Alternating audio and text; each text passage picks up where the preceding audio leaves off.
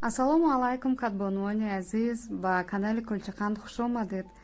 имрӯз мехоҳам тарзи таҳияи як намуди дигари сихкабобро дар тафтон ба шумо пешниҳод кунам. бале қаблан ҳам ман тарзи дигари сихкабоби мурғиро пешниҳод кардам ва ин тарзи пухтан аз он ба куллӣ фарқ мекунад. дар видеоҳои баъдӣ марҳила ба марҳила равиши корро пурра хоҳам гуфт.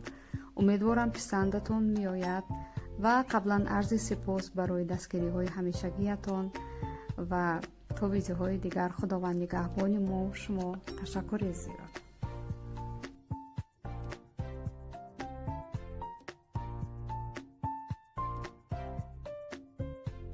барои мо гӯшти синаи мурғ даркор аст. сараввал гӯштҳоро тоза мешӯем ва инҷо ман аз 800 грамм гӯшт омода карда истодам ва гӯштҳоро дар розрӯя мебурем, ҳамон гуна ки дар навор мебинед, ман ҳамин тавр. ва барое ки кор осон шавад, гӯштро дар ҳолати каме ях буданаш буридан дар кор аст. он вақт гӯштҳо рост меоянд. ва инҷо ман аз 800 грамм гӯшт ки омода кардам, дар зери видео барои 1 кило дастурашро менависам. гӯштҳоро дохили зарф мекунем ва акнун намаку адвия илова мекунем. барои мо аз ҳамаи адвияҳо ним қошуқчагӣ мегирем.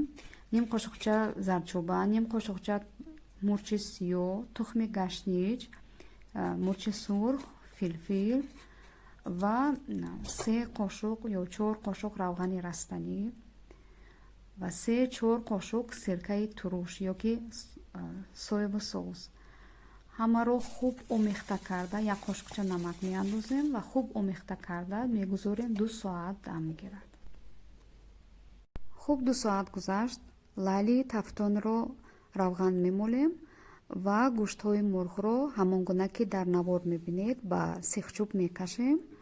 ва инҷо муҳим аст ки дар лали тафтон коғази равғанӣ наандозед, зеро ки оби аз сихкабоб дар вақти пухтан ҷудо мешавад.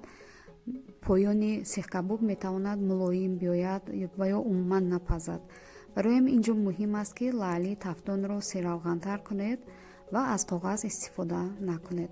ва ҳоло онҳоро ба тафтон ба муддати 20-25 дақиқа дар ҳарорати 220 дараҷа мегузорем то сурх шуда нашуд.